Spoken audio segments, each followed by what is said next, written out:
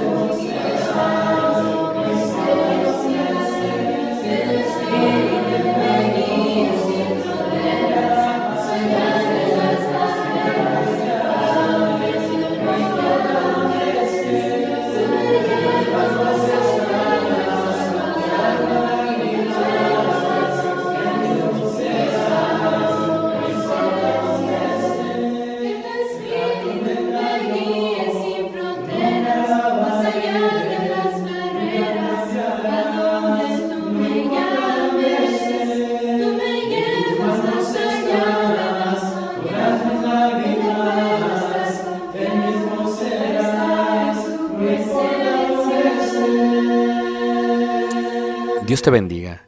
Te estamos haciendo una invitación. Si Dios permite, el próximo año estaremos yendo al país de Israel y será de gran bendición para todos y cada uno de nosotros compartir esta hermosa tierra y los lugares bíblicos. No solamente aprender de la Escritura viendo literalmente los lugares, sino también absorbiendo todo lo que tiene que ver con la cultura, la arqueología, la geografía y más. Si estás interesado en este viaje, por favor déjanos un correo electrónico, tal y como se muestra aquí abajo. Y esperamos puedas acompañarnos el próximo año para recibir lo que nosotros pensamos es una gran bendición de parte de nuestro Dios, juntos en armonía. Dios te guarde, te bendiga. Soy Ricardo Barrera. Gracias. Shalom. Shalom. Pues muy buenas noches. Vamos a estar viendo estamos viendo la leche espiritual no adulterada y estamos viendo el concepto, miraremos de lo que son la imposición de las manos y después, si tenemos tiempo, miraremos también la resurrección de los muertos. El día de hoy se utiliza muchísimo la imposición de las manos dentro del mundo religioso para decir que se puede hacer milagros y más que nada para decir que se puede pasar lo que ellos le llaman el Espíritu Santo y con el concepto de una forma milagrosa, la persona que tiene las manos en su cabeza recibe el don de lenguas y habla en lenguas y recibe el Espíritu Santo. Entonces, para comprender la idea del Espíritu Santo y sobre todo la imposición de las manos, se da esta clase para que veamos con qué propósito se utilizó en la iglesia primitiva y de dónde viene esta idea desde el Antiguo Testamento. Y vamos a ver ahí en Éxodo capítulo 29, versículo 10, lo que es la imposición de las manos. Primero, la imposición de las manos es un concepto que se utilizaba para la consagración, ya sea de un animal o de un ser humano que iba a ser consagrado para Dios. El animal podría ser consagrado para el sacrificio, el holocausto o algo más, una fiesta ceremonial, tal como la fiesta del día de expiación. Y en el caso de los seres humanos era para ser consagrados de simplemente levitas, a ser consagrados como sacerdotes y también de sacerdotes para colocar el lugar de sumo sacerdocio. Entonces ahí en Éxodo, en el capítulo 29, dice ahí en el versículo 10, habla acerca de la consagración. Y dice ahí, leeré 9 versículos.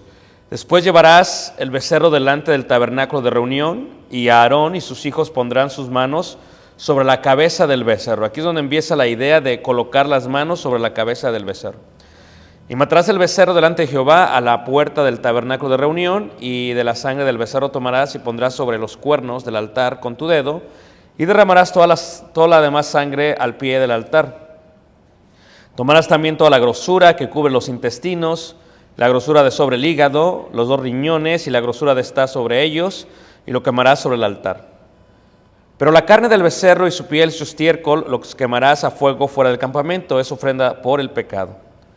Asimismo tomarás uno de los carneros, y Aarón y sus hijos pondrán sus manos sobre la cabeza del carnero, y matarás el carnero, y con su sangre rociarás sobre el altar alrededor. Cortarás el carnero en pedazos, y lavarás sus intestinos y sus piernas, y los pondrás sobre trozos y sobre su cabeza.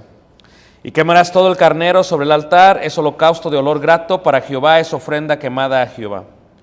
Tomarás luego el otro carnero, y Aarón y sus hijos pondrán sus manos sobre la cabeza del carnero. Entonces, en el Antiguo Testamento se utilizaba la expresión, la imposición de las manos, para consagrar los animales, como vemos aquí en el versículo 10, para consagrar el becerro, versículo 15, para consagrar los carneros, versículo 19, para consagrar el último carnero. Y todo esto era para la consagración. Podríamos entender entonces que se hacía todo esto para consagrar. Consagración era el propósito de la imposición de las manos. Pero después, si vemos el libro de Levíticos, en el capítulo 8, en el versículo 14, nos damos cuenta también que no solamente se consagraban los animales. En Levíticos 8, en el versículo 1 al 14, se habla de la consagración de Aarón y los hijos de Aarón, esto es el sumo sacerdote, también el sacerdocio. Y dice ahí desde el versículo 1 hasta el versículo 14, y solamente voy a leer el versículo 14 para enfocarnos en la parte de consagración. Dice ahí 8:14 de Levíticos. Luego hizo traer el becerro de la expiación, y Aarón y sus hijos pusieron sus manos sobre la cabeza del becerro de la expiación. Pero si leyésemos con cuidado todo esto, desde el principio hasta el final, nos damos cuenta que Moisés coloca las manos sobre la cabeza de Aarón, y el propósito tiene que ver ¿con qué? Con la consagración. Es el propósito de la imposición de las manos. En el Antiguo Testamento se utilizaba para la consagración de los animales, o en este caso también del sacerdocio y del sumo sacerdote. Ahora, esto se utiliza desde que da la ley Moisés hasta el tiempo, hermanos, de los profetas, y a través del tiempo de los profetas hasta el tiempo del Señor Jesús. La imposición de las manos tenía que ver con el sacerdocio y con la consagración de los animales. Pero después, en los evangelios, en Mateo capítulo 19, versículo 13, vemos otro contexto de la imposición de las manos. En Mateo 19, versículo 13, se utiliza la imposición de las manos para 2 cosas. Número 1, se utiliza la imposición de las manos para la bendición de los niños. Y número 2, se utiliza la imposición de las manos para la curación de una enfermedad. Y dice ahí en Mateo 19, en el versículo 13, dice: entonces le fueron presentados unos niños para que pusiese las manos sobre ellos. Y ahí está la expresión pusiese las manos sobre ellos. Este es el concepto de la bendición, y orase, y los discípulos les reprendieron. Pero Jesús dijo: dejad a los niños venir a mí, y no se los impidáis, porque de los tales es el reino de los cielos. Así que el propósito es que la imposición de las manos, y habiendo puesto sobre ellos las manos, se fue de ahí. Entonces se utilizaba también para la bendición, y se utilizaba también para la curación milagrosa, y fue el concepto del Nuevo Testamento. O sea que pasó de un ritual de consagración de los animales presentados a Dios, de los sacerdotes y el sumo sacerdote presentados a Dios, al punto de la bendición y la curación milagrosa. Entonces, cualquiera que lee esto, ciertamente dice, bueno, entonces podrá tener posiblemente alguien el poder de sanación o de curación para imponer las manos sobre alguien. Y la realidad es que ahí mismo, en el Evangelio de Marcos, en el capítulo 16, versículos 16 al 20, habla acerca del uso que se iba a dar del mismo en la iglesia primitiva. En Marcos 16, versículo 16 al 20, dice así, 16 al 20, ¿ok? ¿Cómo fue utilizado entonces en el concepto de la iglesia primitiva? Bueno, para la curación de las enfermedades, o lo que también se le puede llamar la sanación de las enfermedades. Y dice ahí, 16 al 20 dice: el que creyere y fuere bautizado será salvo, mas el que no creyere será condenado. Y estas señales seguirán a los que creen. O sea, las señales que se van a mencionar seguirían solamente a los que creían. Primera señal: en mi nombre echarán fuera demonios, o sea, un exorcismo. Segunda señal: hablarán nuevas lenguas, o sea, idiomas. Tercera señal: tomarán en las manos serpientes. Cuarta señal: y si bebieren cosa mortífera no les hará daño. Quinta señal: sobre los enfermos pondrán sus manos y sanarán. Entonces, el propósito es también la imposición de las manos y usar para sanación. Pero si sigues leyendo el versículo 19 te indica: y el Señor, después que les habló, fue recibido arriba en el cielo y se sentó a la diestra de Dios. Versículo 20. Y ellos saliendo, predicaron en todas partes, ayudándoles al Señor y confirmando la palabra con las señales. O sea que la quinta señal era la sanación de la gente en quien era impuesta las manos. Esa es la quinta señal. Eran sanados por las manos de los apóstoles. Esto es, que se entendía que las manos iban a imponer para la sanación y que el Señor confirmaba después todo lo que había dicho. Entonces, si vemos en Hechos, por ejemplo, en el capítulo 14, en el versículo 3, podemos ver el cumplimiento de esta profecía de parte de Jesús. En Hechos 14, en el versículo 3, dice así. Hechos 14, versículo 3, dice así: por tanto, se detuvieron ahí mucho tiempo, hablando con denuedo, confiados en el Señor, el cual daba testimonio a la palabra de su gracia, concediendo que se hiciesen por las manos de ellos señales y prodigios. Entonces aquí están, las manos de ellos hacían señales y prodigios, tal y como se dijo en Marcos 16, 6 al 20, y de esta manera confirmada la palabra de los apóstoles. ¿Por qué? Porque ya que como el evangelio era algo nuevo, para que creyeran la gente que lo escuchaba tenían que ver algún tipo de señal. Y la señal es la sanación de la gente con la imposición de las manos. Entonces tenemos, desde el Antiguo Testamento se utilizaba para consagración de los animales y del sacerdocio. En el Nuevo Testamento para la bendición y para curar milagrosamente. Y luego en la iglesia primitiva tenemos que era una señal que utilizaba Dios para confirmar la palabra que decían y que predicaban los apóstoles. Entonces se daba la sanación por las manos de ellos. Así se utilizaba la sanación por la imposición de las manos.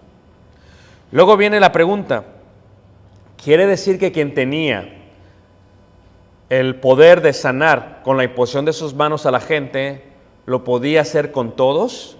Y la respuesta es no, porque Pablo, quien tuvo el poder de la sanación por su imposición de manos, él mismo demuestra en dos casos que él no pudo sanarse a sí mismo y que él no pudo sanar a Timoteo, por lo cual indicamos que la imposición de las manos y la sanación de las enfermedades era para que se cumpliese esa señal y para que la gente creyese.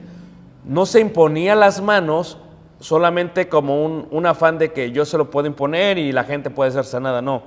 Solamente se colocaba para comprobar que Dios hablaba por ellos. Por ejemplo, en la segunda carta de Corintios, en el capítulo 12, en el versículo 17 al 9, Pablo, si recuerdan, tiene una enfermedad. Segunda carta de Corintios, capítulo 12, 7 al 9, habla de una enfermedad y dice así Pablo: y para que la grandeza de las revelaciones no me exaltase desmedidamente, me fue dado un aguijón en mi carne, un mensajero de Satanás, que me abofetee para que no me enaltezca sobremanera. Y respecto a la cual 3 veces he pedido, he rogado al Señor que lo quite de mí. Y me ha dicho: bástate mi gracia, porque mi poder se perfecciona en la debilidad. Por tanto, de buena gana me gloriaré más bien en mis debilidades, para que repose sobre mí el poder de Cristo. Entonces Pablo no pudo sanarse a sí mismo, aunque tenía el poder de sanación de enfermedades. Y lo mismo sucede cuando habla con Timoteo. Timoteo estaba enfermo del estómago y no lo sana tampoco a Timoteo, sino que le indica que utilice el vino como una forma de romper la bacteria que tenía en el estómago, porque era lo que era usado en aquellos tiempos. En vez de colocar las manos sobre él, aunque estaba lejos, simplemente no podía hacer ese tipo de milagro. El milagro era solamente para que la gente creyese en la palabra que predicaban los evangelios. En el Nuevo Testamento se dio de esa manera. Número 1, se daba para la idea de sanación. Y luego viene otro concepto. Se daba también para la idea de dar lo que se conoce como dones. Dones simplemente es un regalo.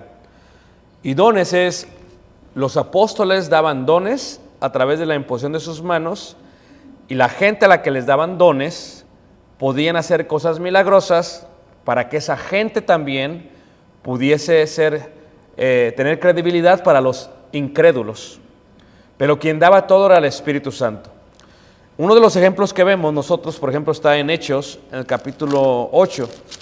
Ahí vemos, en capítulo 8, versículo 14, vemos el ejemplo de lo que estamos diciendo. En Hechos 8, 14, 19, se habla de Simón el Mago, y Simón el Mago era un hombre que dice la Escritura del 9 al versículo 13, lo leeré, dice: pero había un hombre llamado Simón, que antes ejercía la magia en aquella ciudad, y había engañado a la gente de Samaria, haciéndose pasar por algún grande. A este oían atentamente todos, desde el más pequeño hasta el más grande, diciendo: este es el gran poder de Dios. Y le estaban atentos porque con sus artes mágicas les había engañado mucho tiempo. Ahora vean, las artes que tiene, que son mágicas, la magia que tiene es un engaño, o sea, es una mentira. 12. Pero cuando creyeron a Felipe y que anunciaba el evangelio del reino de Dios y el nombre de Jesucristo, se bautizaban hombres y mujeres. También creyó Simón mismo, y habiéndose bautizado estaba siempre con Felipe. Y viendo las señales y grandes milagros que se hacían, estaban atónitos.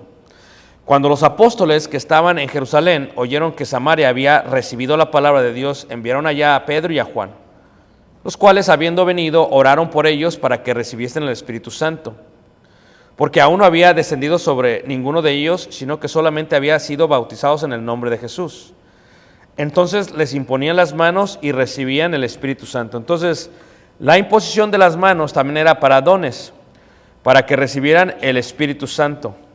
El Espíritu Santo daba un don milagroso, y al darles esto, la gente que los oyese podían entonces ellos creer en lo que se estaba diciendo.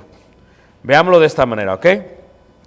Esto es, los apóstoles empiezan a predicar, tienen el poder por la imposición de las manos. Pero cuando se empieza a extender el evangelio, los apóstoles no pueden estar en todo lugar. Lo que son estos apóstoles empiezan a imponer las manos, y con la imposición de las manos pasan estos dones de los cuales estamos hablando, entre ellos dones milagrosos. Y los dones milagrosos era, por ejemplo, en el caso de Felipe, ¿verdad?, quien hacía señales y grandes milagros. Felipe no era apóstol. Sin embargo, Felipe podía hacer las señales, pero no le podía dar a Simón los dones milagrosos, por lo cual tuvieron que esperar a que viniesen los apóstoles a Samaria y ellos pudieran impartir el Espíritu Santo a través de la imposición de las manos. Entonces, ¿qué es lo que sucedió? Ellos le daban a cada persona según ellos creían. Pero en el caso de Simón, cuando Simón se da cuenta que Felipe tiene ese poder, le dice así, versículo 17, entonces les imponían las manos y recibían el Espíritu Santo.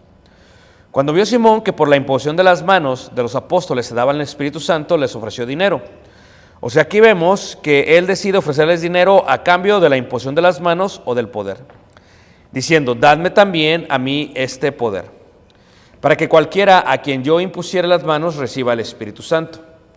Entonces Pedro le dijo, tu dinero perezca contigo, porque has pensado que el don de Dios se obtiene con dinero. Aquí nos damos cuenta que eran los apóstoles los que podían pasar esto, y que entonces después de ello era el Espíritu Santo el que daba los dones milagrosos conforme él quería. Y claro, había distintos tipos de dones milagrosos. Entre ellos estaba, por ejemplo, la sanación de enfermos.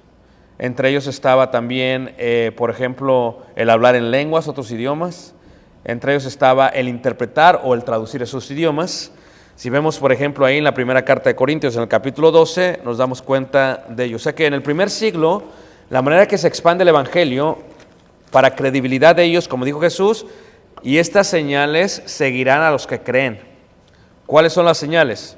Bueno, harían exorcismos, hablarían nuevas lenguas, impondrían sus manos y la gente sanaría, tomarían serpientes, tomarían cosas mortíferas, no les haría daño. Entonces estas son las señales de las cuales se hablan, y es lo que se está pasando. De los apóstoles las tiene alguien más, y de alguien más las tiene alguien más, y sucesivamente siguen pasando, ¿ok? En primera carta de Corintios se mencionan los tipos de dones milagrosos que existen. Y cuando vemos los tipos de dones milagrosos que existen, ¿verdad? Dice ahí en el versículo capítulo 12, versículo 8 dice: porque a este es dada por el Espíritu palabra de sabiduría, esto era un don, ¿ok? Otro palabra de ciencia según el mismo Espíritu, o sea que automáticamente lo recibían. No tenían ellos que ir a una escuela o que desarrollar la sabiduría o desarrollar la ciencia, lo reciben automáticamente. Y a otro fe por el mismo Espíritu, y a otro dones de sanidades por el mismo Espíritu. Así que se empiezan a deletrear los distintos tipos de dones milagrosos. Entre ellos se encuentra la sabiduría, y se encuentra la ciencia, y se encuentra la fe, y se encuentra las sanidades, ¿ok? Y se encuentra ahí, como dice, a otros el hacer milagros, y luego dice ahí a otros en hacer profecía. Entonces mencionan todos estos dones milagrosos, uno tras uno, tras uno, tras uno, y dice a otros diversos géneros de lenguas, o sea, hablar en lenguas, y a otros interpretación, o sea, traducción de lenguas. Entonces, esto era algo que se daba automáticamente por el Espíritu Santo, a través de los apóstoles, y les daba esos tipos de dones. Pero ¿quién daba todo? Dice ahí que era el Espíritu Santo, 11, pero todas estas cosas las hace uno, y el mismo Espíritu repartiendo a cada uno en particular como Él quiere. Era el Espíritu Santo el que daba todas estas cosas simplemente como Él quería. Así lo podemos ver.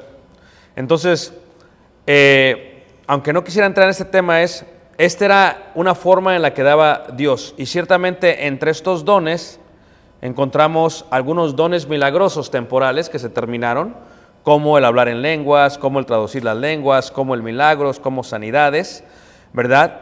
Como profecía, y otros continuaron en forma permanente, tales como el de sabiduría, ciencia y fe.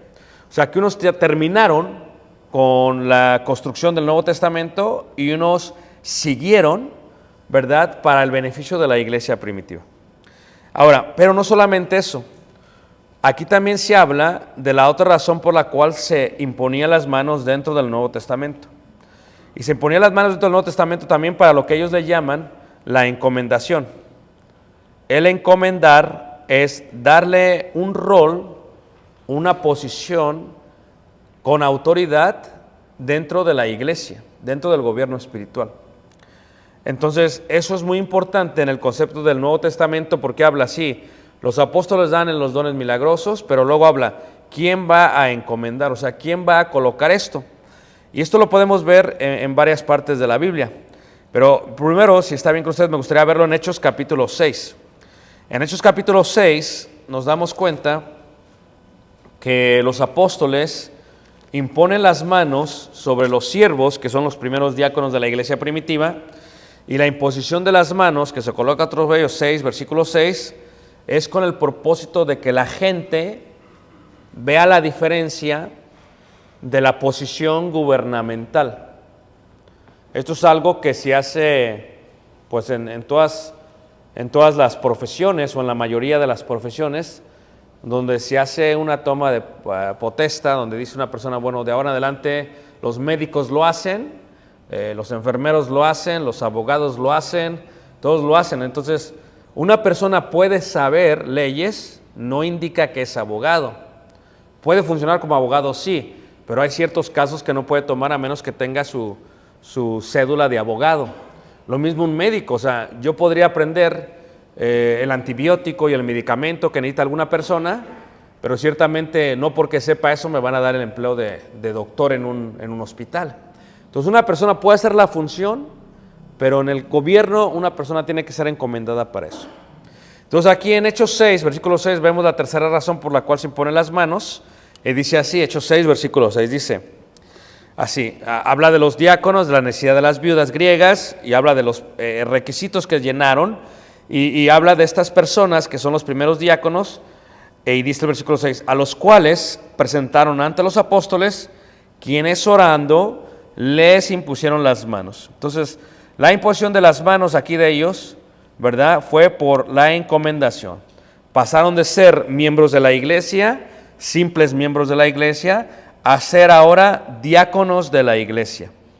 Y al ser diáconos de la iglesia, eran vistos por toda la iglesia, ya no solamente como miembros, sino como diáconos, que tenían la autoridad para manejar los aspectos de quién va a recibir la ayuda necesaria.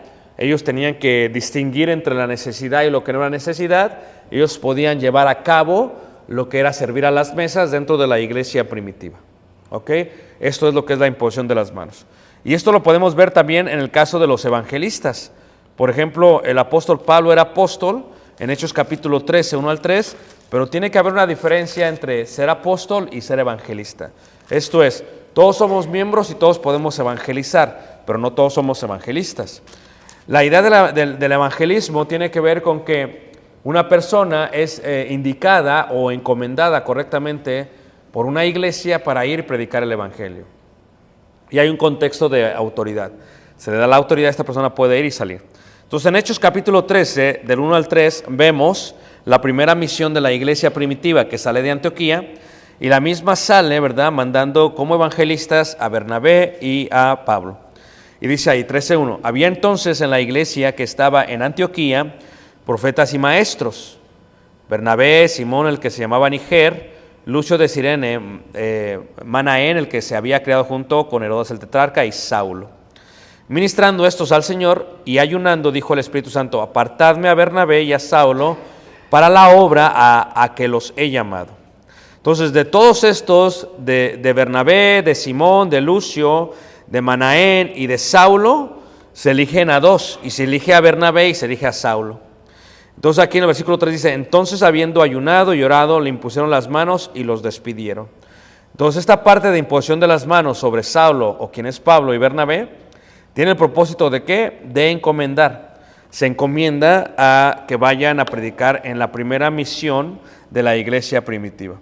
Entonces, la imposición de las manos en el Nuevo Testamento se hace por sanación, se hace para dar dones milagrosos, milagrosos temporales o milagrosos o dones permanentes, y para encomendar. Estas son las tres razones por las cuales se da o se impone las manos, ¿ok?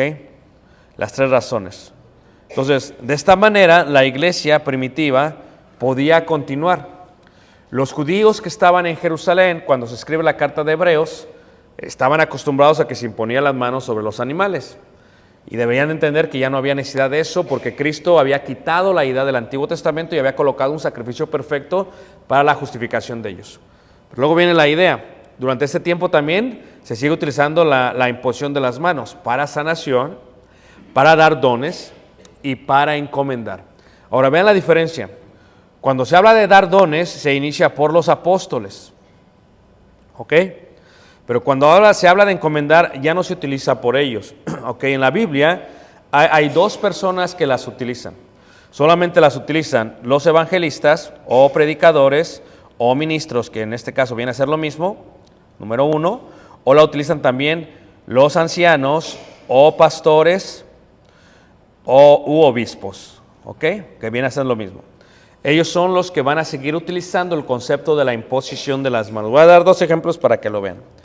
El primer ejemplo se da en primera carta de Timoteo, en el capítulo 4, en el versículo 12, 13 y 14. Y se da la imposición de las manos. Dice ahí, 1 Timoteo 4, versículos 12, 13 y 14. Quiero preguntarles, ¿quién piensa que voy muy rápido, hermanos? ¿Sí? ¿Voy bien? Que ahorita hago el examen oral, brevemente, a ver si me entendieron. ¿Ok? La encomendar. ¿Qué es encomendar? indica que tú y yo somos miembros de la iglesia. Pero tú y yo tenemos una distinta función autoritativa en la iglesia. Eso es lo que indica, ¿ok? Esto es, hay cosas que tú puedes hacer y que yo puedo hacer y que los dos podemos hacer. Pero hay cosas que tú no puedes hacer y que solamente yo puedo hacer, ¿ok? Eso es lo que indica.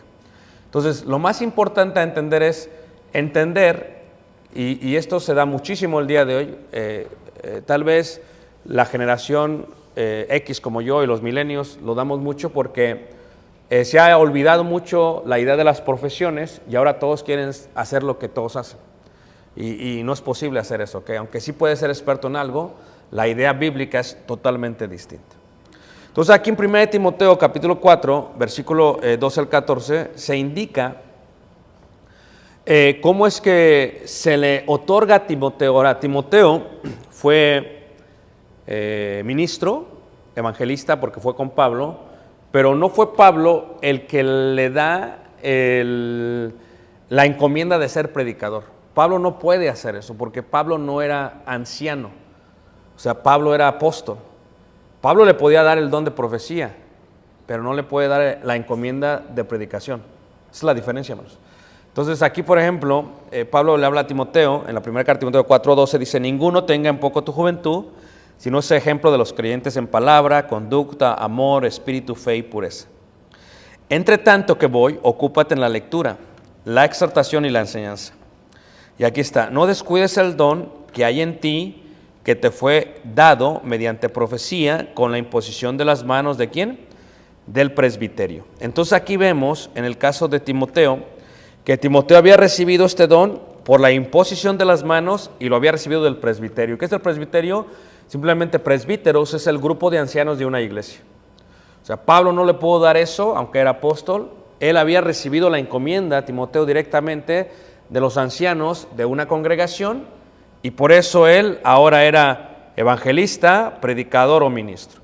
Y por lo tanto tiene no le voy a llamar en el aspecto alto, porque se pueden confundir.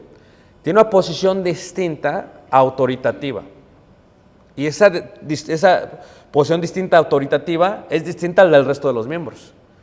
¿Por qué? Porque esos ancianos se aseguraron que esta persona pudiese ser encomendada para la predicación del evangelio. ¿Ok? Entonces, esa es la primera ocasión en la que vemos, donde los ancianos hacen esto con un miembro de la iglesia que ahora se va a dedicar a la profecía, a la enseñanza. Versículo 15 dice: ocúpate en estas cosas, permanece en ellas, para que tu aprovechamiento sea manifiesto a todos. Ten cuidado de ti mismo y de la doctrina, pues persiste en ello, pues haciendo esto te salvará a ti mismo de los que te oyen. Entonces el contexto es: él recibe esto de ellos, es una encomienda. Todos podemos predicar, sí, pero solamente hay predicadores. En el verbo predicador yo puedo predicar, pero también soy predicador. En el resto de aquí, por ejemplo, todos pueden predicar, pero no todos son predicadores. Y es el contexto diferente. Hay un punto autoritativo. ¿Ok? Es la encomienda de los ancianos. Ahora, cuando hablamos de la encomienda de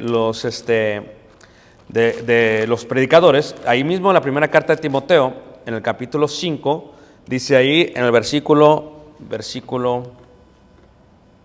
22. Dice 22, leeré desde el versículo 20, 21 y 22, dice así: a los que persisten en pecar, repréndelos delante de ellos, para que los demás también teman. Te encarezco delante de Dios y del Señor Jesucristo y de sus ángeles escogidos, que guardes estas cosas sin prejuicios, no haciendo nada con parcialidad. Y ahí está: no impongas con ligereza las manos a ninguno. ¿Por qué? Porque si tú ves, por ejemplo, en Tito, en el capítulo 1, lo que podía hacer Timoteo es que Timoteo, tanto como Tito, que también era otro predicador, tenían el poder del establecimiento de ancianos en una congregación. Y Tito 1:5 dice: por esta causa te dejé en Creta, para que corrigieses lo deficiente y establecieses ancianos en cada ciudad, así como yo te mando. Por lo tanto, al igual era el encomendar que simplemente que ancianos. Y esto se podía hacer solamente en la parte del predicador. ¿Por qué no lo podía hacer cualquier otro miembro de la iglesia? Porque simplemente no podían. Bíblicamente hablando, no puede cualquier miembro hacer esto. Es un sistema de encomendación.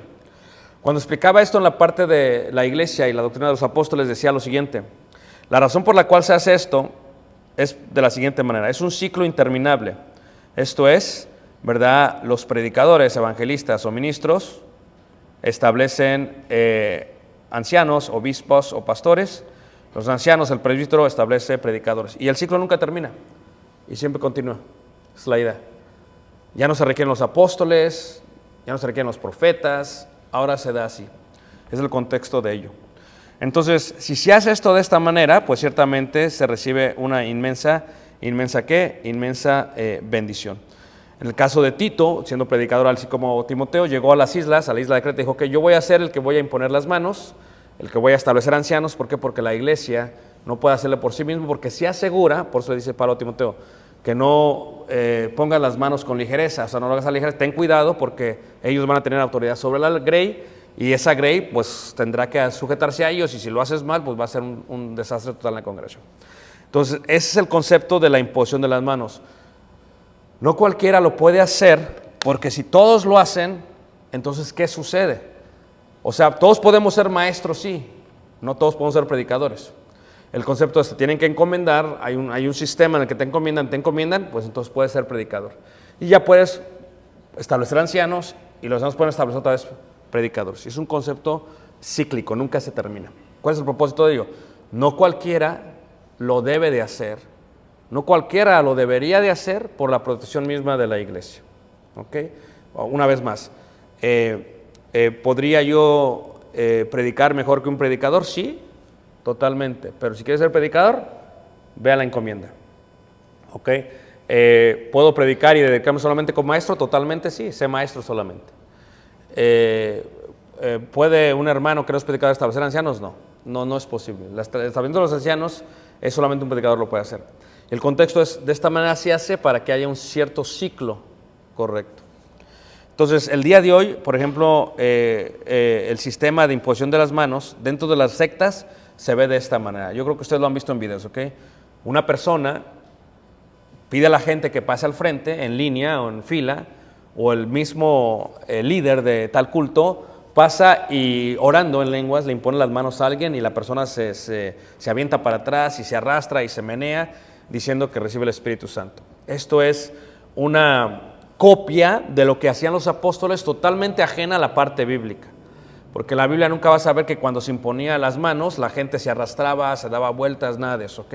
Lo que hacía la gente es que hablaba en idiomas distintos, pero era para que la gente que los veían creyesen en esa señal. Porque después la primera carta de Corintios capítulo 13 dice que las lenguas cesarían. Entonces, si una persona lee con detención esto, se da cuenta que no hay necesidad de eso ya más. Ahora, ciertamente también en muchos cultos religiosos se da, especialmente, por ejemplo, en la Iglesia Universal, por ejemplo, se da que una persona tiene el don de sanación, tienes una enfermedad, tienes cáncer, lo que sea, vienes y yo te sano, te pongo las manos y te sano. Totalmente ajena a la parte de la Escritura, porque el don de sanidades, de enfermedades, era un don milagroso, pero era temporal solamente, no iba a ser permanente, o que sí iba a terminar. ¿Puede Dios sanar? Totalmente. Cuando yo hablo con la gente que sale de estas sectas, una de las cosas que me dicen es que, pues, ¿cómo es posible que prediques el Evangelio y no tengas fe que Dios puede sanar? Digo, no, yo creo que Dios puede sanar. Lo que no creo es que una persona tenga el don de sanación como había en el Nuevo Testamento. ¿Por qué? Porque eso tenía un propósito, y el propósito ya se terminó. Entonces no creo que una persona tenga ese don.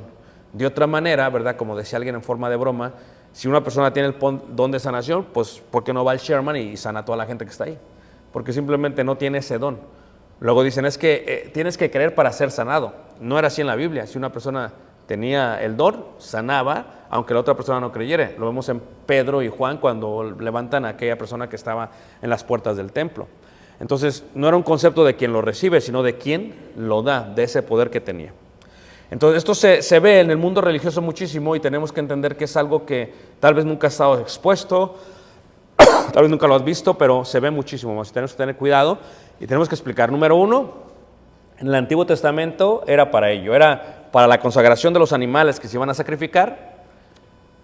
Y número dos, para la consagración de los levitas que iban a ser sacerdotes o sumos sacerdotes. ¿Ok? Luego, número dos, Cuando lo vemos en los evangelios, era para bendecir o para curar milagrosamente. Y número 3, cuando lo vemos en el Nuevo Testamento, en la iglesia primitiva, era para sanación, para dar dones por el Espíritu Santo y para encomendar. ¿Se utiliza todavía esto? Sí. O sea, es parte de lo que se utiliza, pero ¿qué? Si solamente se utiliza el día de hoy, ¿solamente para qué? Para la encomienda de predicadores y para la encomienda de pastores, ancianos u obispos. Ok, de otra manera no es posible hacer esto. Y por eso alguien lo tiene que entender bien.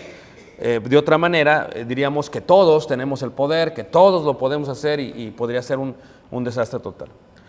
Una de las grandes flaquezas, creo yo, dentro de la iglesia de Cristo el día de hoy es este concepto de todos predicamos, todos somos predicadores, todos podemos comenzar una obra.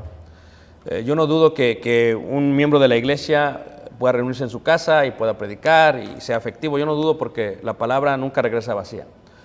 Pero en el concepto bíblico, una persona que quiere comenzar una obra correctamente, primero debería ser encomendado para después empezar a predicar en un lugar nuevo. La tristeza del día de hoy es que un hermano está en desacuerdo con la iglesia y se va y empieza su nueva iglesia y le llama Iglesia de Cristo. Y hay así 20 o 30 y solamente son 3 o 4 o 5. ¿Por qué? Porque va a llegar a tope. ¿Por qué? Porque la verdad es que cualquiera puede predicar un sermón, pero no cualquiera tiene el conocimiento necesario, hermanos, para llevar al alimento sólido a la iglesia. Entonces eso es lo que se asegura que el predicador tenga eso y los ancianos se aseguran eso. Por eso dice, ten cuidado de ti mismo y de la doctrina. Es un concepto, yo puedo saber mucho, ¿verdad? Pero tengo que aplicarlo. Entonces por eso hay muchos problemas el día de hoy en la iglesia primitiva. Entonces ese es parte de lo que es la imposición de las manos. Yo no sé cuántos de ustedes lo habían visto, cuántos lo habían estudiado. Me gustaría preguntarles, ¿alguien había estudiado la imposición de las manos? ¿Alguien no la había estudiado? Levante la mano. Que bueno, esto es una buena lección para ti entonces, pero espero que se entienda bien. Y es algo que es importante porque de entender esto, pues se cometen menos errores en el futuro. O sea, vas a tener amigos o amigas que hablan de que, no, me impuso las manos y esto lo ves ya ahora mucho en los videos de los medios, ¿no? Donde ves que una persona lo impone. Hace rato me mandaban un video que realmente está un pastor de una religión y viene una persona corriendo a él y literalmente le hace con la mano así y el otro cae al suelo. Y luego se levanta, ¿no lo ven ustedes, vamos? Luego se levanta, viene a él y le hace así y la persona literalmente da vueltas, hermanos. Y luego viene corriendo y le sopla y se tira al suelo. O sea, eso se ve como una forma de broma. Pero tienes unos 300, 400 congregantes, gente ahí asistiendo, que creen que esto es real y que creen que esto es por el Espíritu de Dios. Entonces, eso es lo que causa conmoción. ¿Cómo puede haber tanta gente que crea en ello? Otro video dice, por ejemplo, viene una persona y la persona es una persona robusta y dice el pastor, vamos a orar por ti, ¿y qué quieres? No, pues yo quiero perder peso. Y literalmente ora con ella, dice, pues ya perdiste peso, perdiste no sé cuántas libras. Y la persona literalmente se extiende el pantalón y ya está más grande el pantalón. O sea, yo creo que, estoy hablando en serio, el problema es que la gente, se están riendo ustedes porque, me estoy riendo porque ustedes se ríen. Levante la mano, ¿quién ha visto esto, hermanos? Sería algo buenísimo, ¿a poco no? No es posible, ¿ok? Pero estamos hablando que con la palabra de Dios, con algo bíblico, con la Biblia, se utiliza para la corrupción de mucha gente y la gente sinceramente lo cree.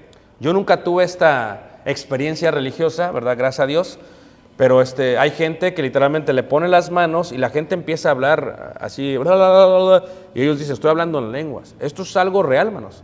Tú dices, ¿cómo una persona puede llegar a ese clímax, a esa parte sublime de su vida en la que piensa que está hablando en lenguas? No me estoy burlando de esto, estoy diciendo lo que es nada más. Cuando tú ves la escritura te das cuenta de lo que es y es muy difícil que una persona que lo haya hecho, porque a veces ya entra más el orgullo que la realidad, ¿no? Si tú lo hiciste, dices, no, es que yo lo hice. O sea, yo hablé en lenguas, o sea, no puedes negar que eso existe. O sea, entonces, eso es muy, muy complicado, eso es muy, muy difícil más. No dudamos que Dios pueda hacer milagros, pero el don de lengua se acabó, 1 Corintios capítulo 13, versículo 10. No dudamos que haya dones espirituales temporales, la ciencia, la fe, la sabiduría continúan, pero no hay nadie que tenga el don de hablar en lenguas sin preparación secular. No hay nadie que te pueda hablar un idioma sin preparación secular. Bueno, ahora con la inteligencia artificial es posible tal vez, pero no hay nadie que lo pueda hacer sin lo que es la parte bíblica, ¿verdad? Entonces, por eso es importante entender el concepto de la imposición de las manos. Y es importante que nadie te enseñe algo que no es. A veces esos videos tal vez te conmueven porque simplemente has venido a los servicios de la Iglesia de Cristo, pero aquellos, yo participé de servicios pentecostales y apostólicos y de testigos de Jehová y claro, católicos romanos, entonces pude ver todo esto, ¿ok?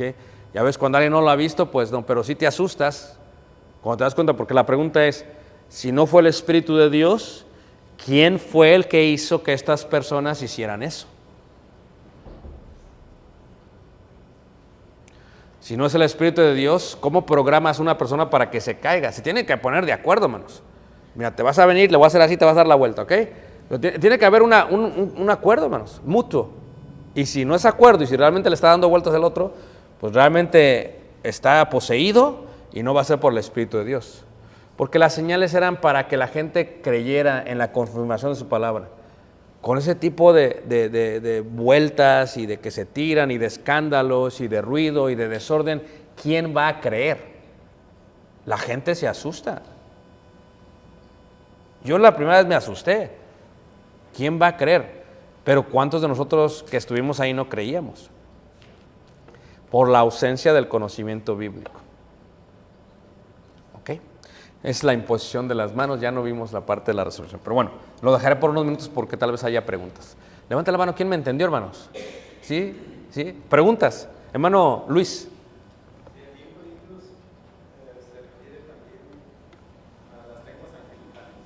¿Sí? Bueno, no sabemos cómo hablan los ángeles. Pablo está hablando simplemente de que si yo tuviese lenguas angelicales, no que él las escuchase. ¿Me entiendes lo que estoy diciendo? No sabemos. O lenguas humanas, por eso hay lenguas humanas. Está hablando del contexto de los lenguajes. Si yo hablo... Totalmente, totalmente. No hay nadie que... O sea, si alguien me dice que sabe hablar lenguas angelicales, la pregunta es ¿quién te las enseñó? ¿Un ángel? ¿Será el ángel moroní de los mormones o qué? O sea, no es posible, es ilógico. Pablo está haciendo lo que se llama, está magnificando el don de hablar en lenguas. Y hablase hasta este lenguaje, ¿verdad? Muy bien, preguntas, hermanos, preguntas. ¿Josué? No. Perdón. Preguntas. Sí, mamá. ¿Sí?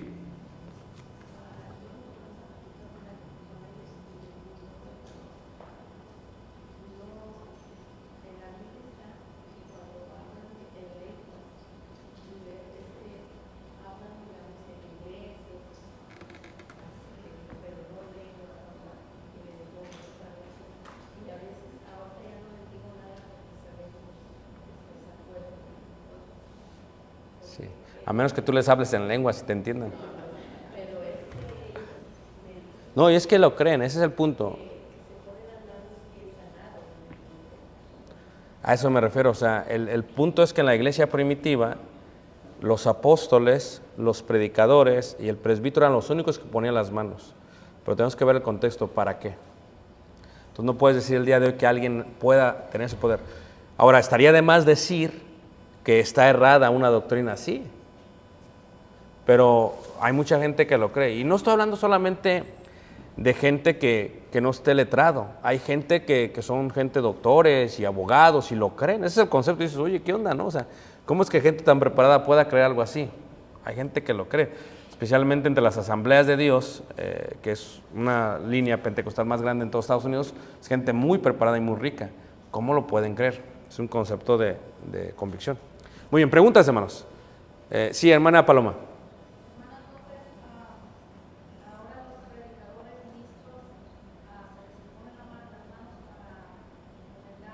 Sí.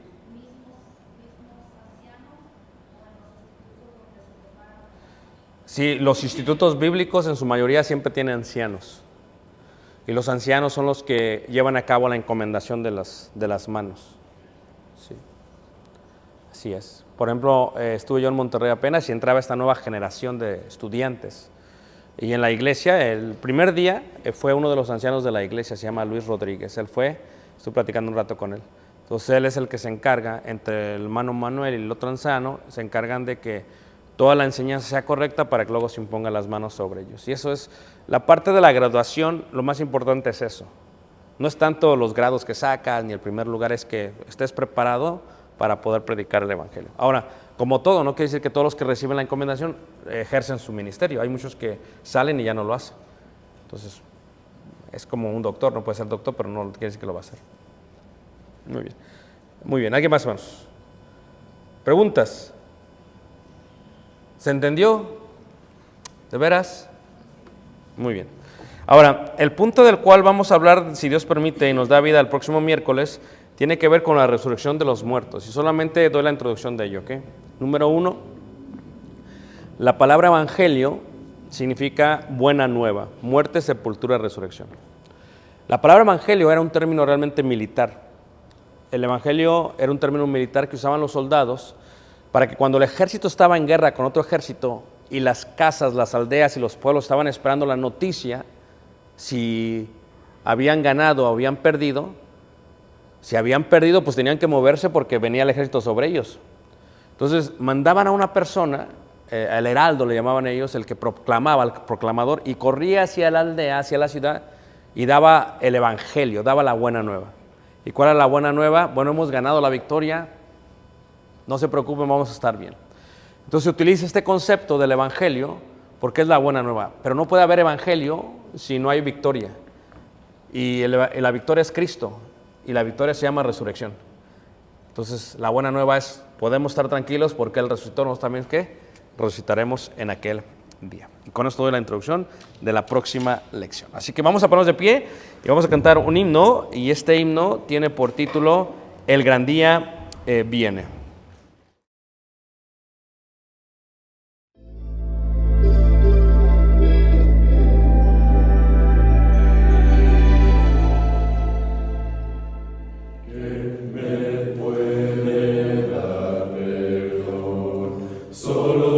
Jesús, la sangre de Jesús y un nuevo corazón. Solo de Jesús, la sangre de Jesús. Que Dios se puede, solo de Jesús.